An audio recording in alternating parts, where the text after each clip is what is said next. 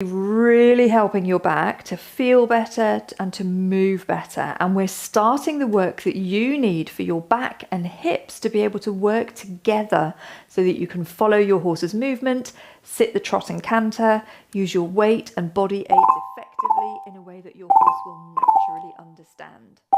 Because if your deep back muscles aren't able to do what they should be doing, your hips take on the wrong jobs, and our riding then becomes not as smooth or fluent or comfortable for both us and our horse as we want it to be. So today we will also start the work which definitely helps to prevent that all too common backache too over the long term. So I used to have chronic low back pain since my early teens, and it sent me on an endless journey of stretching, yoga classes, chiropractor visits, you name it, I tried it. And I thought I was stuck with it and would always need to just keep stretching that aching away. And I can remember driving to competitions with the back massager wedged in behind me on the truck driver's seat. And that was before I'd even got on a horse. Now, I was delightfully wrong about being stuck with it, because I learned what our backs really need, and now I never get any backache, whatever I do, which I cannot tell you feels amazing compared to where I was. So today, you don't need any equipment. We do just want to be able to do one of the movements standing with our back leaning against a wall, okay? But just one of the movements. And also, if you need some extra padding under your knees to be able to spend a minute or two on all fours, I would grab that too, all right? I'll see you there. Hello, welcome. Okay, so hopefully you listened to the little intro where I said we do need to be able to set up today where we can stand with our back against a wall for one of the movements, all right? But it's fine to do the other stuff somewhere else and just go to the wall for that one, okay? All right, okay, so let's get started. We're going to start out in standing, and I will just come sideways to show you this one. So first of all, let's take the feet to around about hip width. And just make sure the fronts of the knees are soft, right? It's really normal to sort of grip through the kneecaps. So fronts of the knees are soft, so we've got a little bit of softness all the way through the knee. We're nice and long through the back of the neck, so the crown of the head is reaching up, and then the chin probably feels ever so slightly tucked, because we tend to stand a little bit like that. Okay, shoulders are nice and soft and down, and the pelvis feels like it's in kind of neutral, okay? So we're not doing this, and we're not doing this. We're just comfortably somewhere in the middle. And we're going to take a nice big breath in through the nose. I'm going to take that breath into the back of the rib cage and down through the back. Okay, so nice big breath in. And just slowly exhale through the mouth. Let's do another one of those. So nice big breath in through the nose. Really feel it expand the back of the ribs and create more space in the spine. And exhale through the mouth. Lovely. Okay, we're going to go for some roll downs like we did yesterday, where we move the vertebrae over one sort of chain link at a time. Okay, so we'll take a breath in to start. Expand the spine, and then we're going to exhale, tuck the chin, and start to roll over from the top of vertebra and really feel like we're moving over one vertebra at a time. Just breathe normally once your breath runs out. Let the weight really come over the front of the feet here, so we're not trying to stick the bum back. In fact, we're trying not to stick the bum back. And we're just rolling slowly over one vertebra at a time. Inhale here at the bottom, bend the knees as much as you need, of course, here. Inhale. And then exhale and try to roll back up, restacking the spine one vertebra at a time from the bottom. Really slowly. Moving carefully and aware of every single little movement. Head comes up last. Have a normal little recovery breath here. And then we'll go again. So inhale, big breath into the back and side of the ribs. Exhale, tuck the chin. Rolling over, starting right at the top. And then each vertebra follows like a chain of pearls, as the cliche goes. And down here at the bottom, bend the knees as much as you need, but weight is really over the balls of the feet and the toes, so the bum isn't poking back.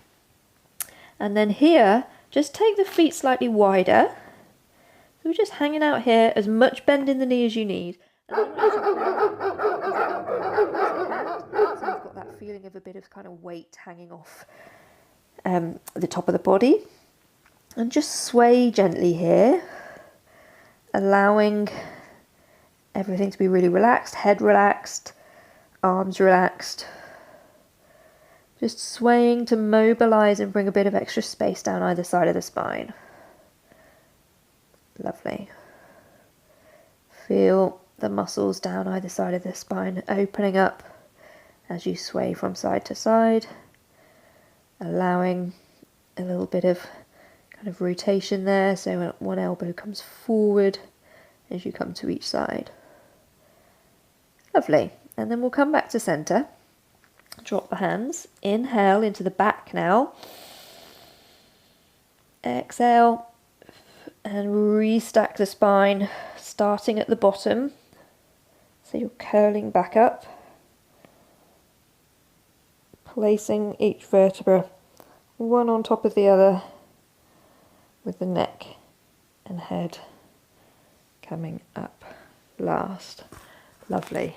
Okay, so keep the feet just slightly wider than hips now, or hip width, whichever is most comfortable for you. We just want to be nice and stable here so that we can feel like the pelvis is bolted onto the front of the room. Keep the shoulders nice and soft. It can help to put your arms just in front of you like this, but make sure the shoulders are soft and relaxed, okay? Or you could put your hands on this gently on the side of each rib, or you could put them on the hips to check that the hips are staying still. Because what I want you to do is I want you to imagine that this down is one box and this up, or more precisely sort of this up, is another box, and that you are sliding this box across a table. So we want the ribs to move but staying horizontal, so we're not looking to bend, we're looking to slide them. So the hips stay in one place and the rib cage, shoulders soft, slides to one side. So keep a feeling of length in the spine. Keep the hips really bolted forward, and we're mobilizing through the back. Really normal to find this really difficult. If you are a bit restricted in the back at this stage, totally normal. It's also a bit of a coordination thing, which would go to show that we're not using the deep controlling muscles of the spine in our normal life. Good.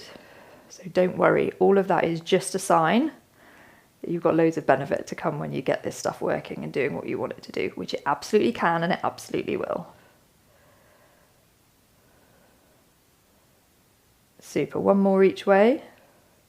Keep the shoulders soft, keep the hips facing forward, slide that box across the table and back to center. Okay, so it's a really small little movement because only a small amount of motion is available there.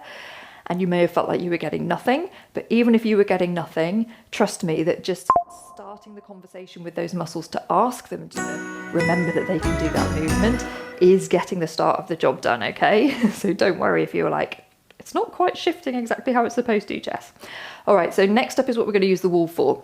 So what I'd like you to do is come to put your back on the wall and have the feet, they're probably about 10 to 12 inches away from the wall, somewhere where with a bit of bend in the knee, feet around about hip width, you can put a bit of push into the feet in order to flatten your lower back against the wall, okay?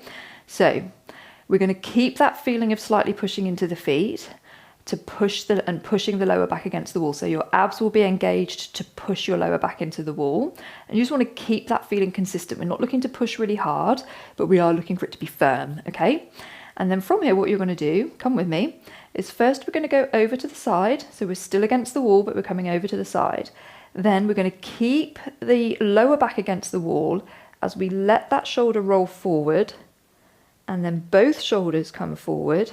Keep the lower back against the wall as you come across in front of you like a rag doll, over to the other side. This shoulder is now in contact with the wall, and I come back up and I'll go the other way, okay? So feet are pushing in to keep that lower, and abs are on to keep that lower back pressing into the wall. Come over to the side, just within your safe range. Small is fine. If that's where you are at the moment, that's what your body needs. Then we roll forward, allow the head to come to, but keep the lower back pressed against the wall. bring those ragdoll shoulders around in front of you, back into contact with the wall, back up to upright. Okay, we're going to do one more each way.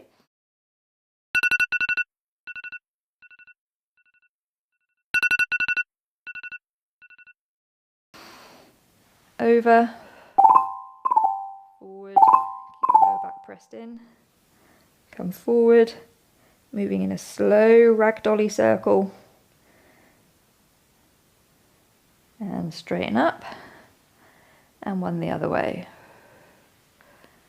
Lovely.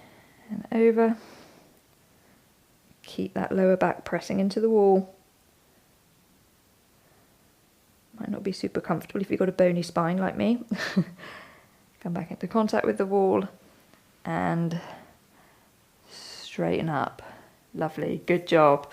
Okay, we're going to come down to work on in lying. So if you use a mat for that, then great. You don't need to, obviously, but if you do, let's go with that. So I'm not going to overcomplicate things about how we get down there. We're just going to get down there because we did some roll downs at the start of the session. And we're also going to work on that spinal mobility some more now. So knees bent, feet flat on the mat. And just make sure everything feels nicely squared off here, okay? So the knees are in line with the hips and the feet are in line with the knees. So what we're going to do is we're going to work on that control we've got of the spine, moving it one vertebra at a time. So here our pelvis is in kind of neutral, so we've got a little bit of space either side of the spine here, but we couldn't push our hand all the way through, okay? So shoulders are going to stay relaxed, arms are going to stay relaxed. We're going to inhale, then we're going to exhale. And what I want you to do is I want you to bring your pubic bone to curl up towards your nose and then scrunch the abs here. So feel like you're shortening that distance between your pubic bone and your ribs, and you're going to curl the tailbone up off the mat, and you're going to keep curling to come up until sort of bra strap level is still in contact with the mat. Inhale up here. So you're feeling now like you're tucking the tail between your legs, yeah? And then you're going to roll and lay the spine back down, one vertebra at a time, all the way slowly, slowly, slowly, back down to the tailbone last, and then come back to neutral. So there's lots of work going on in the abs here to create that curl and to control the spine back down. So inhale, exhale, let's go again. So pubic bone curls up towards your nose, presses the lower back into the mat, and then curls each vertebra up and off the mat, lift up to around about bra strap level. You can go slightly higher if it's available to you. You're squeezing the glutes here at the top, but you're keeping that tail tucked feeling.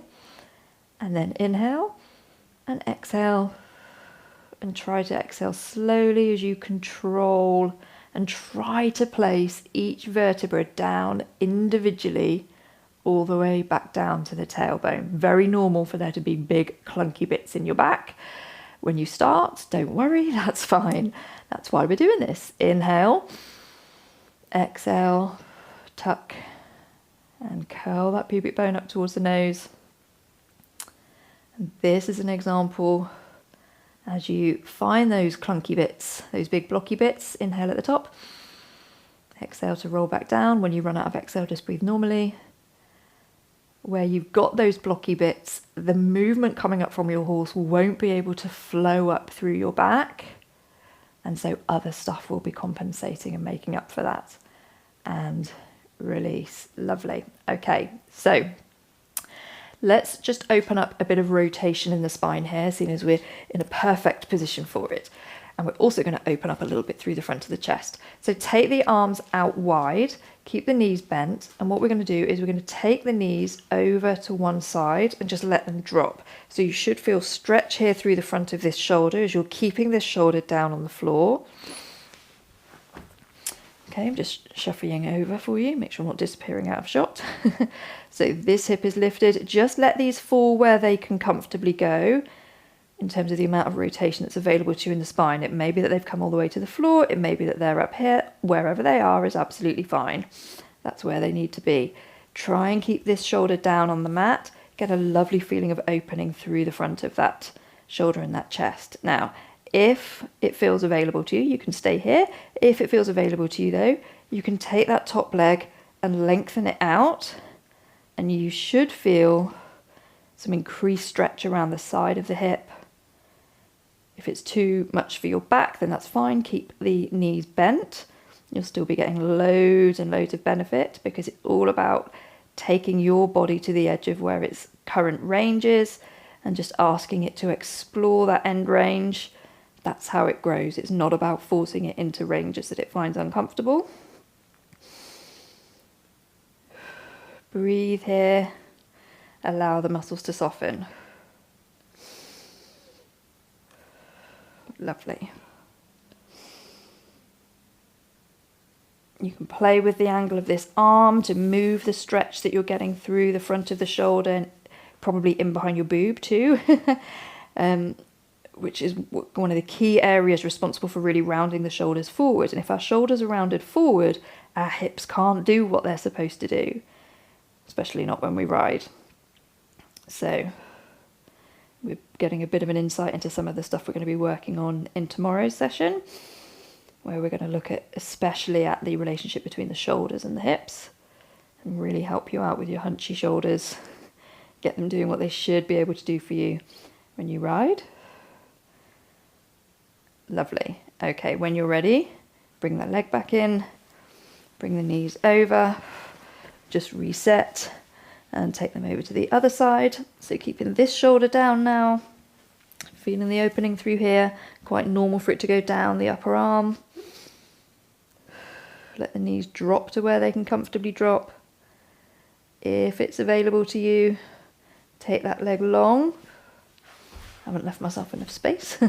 Take that leg long and let it reach and drop down, which will increase the feeling of stretch around the side of the hip. Or if it feels more comfortable for you to keep the knees bent, then please do. Obviously, having the leg out, the increased leverage means there's a bit more weight and going into the twist through the spine as well. So that may or may not feel good to you at this point. Do what feels the right kind of challenging for you. Keep this shoulder trying to stay down. Play with the angle of the arm. If that gives you a good stretch, you can play with reaching the fingers away. Wherever gets you a nice feeling of opening through here. Couple of deep breaths. A tickly nose.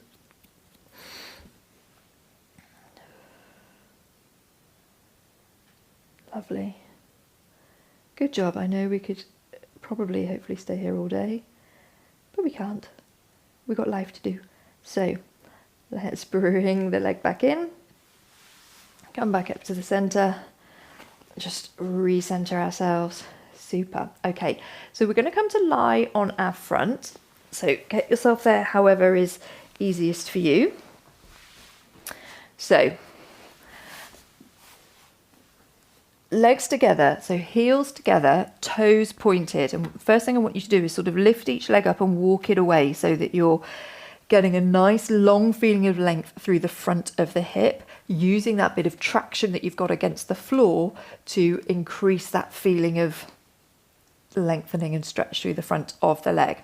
Okay, what we're going to do here, and you can watch me for the first few because without cricking your neck if that's more comfortable.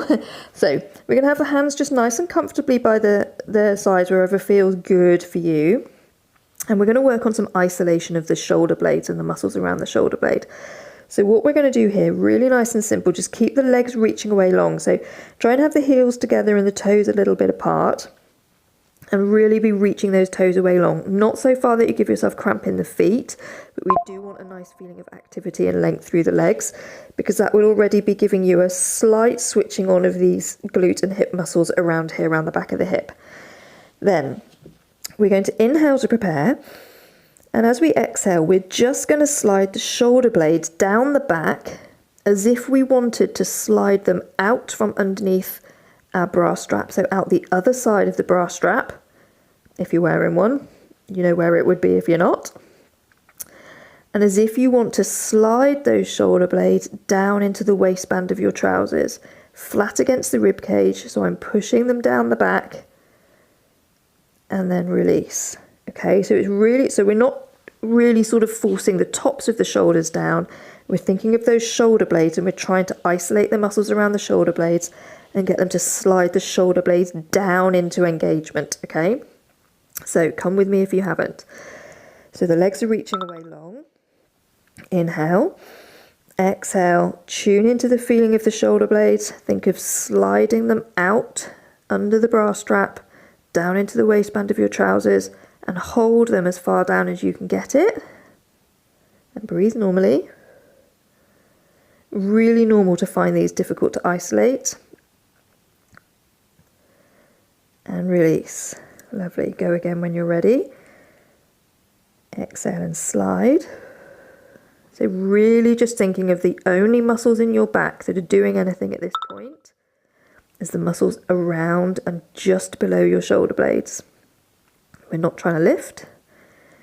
We're just trying to slide the shoulder blades down into the waistband of our leggings.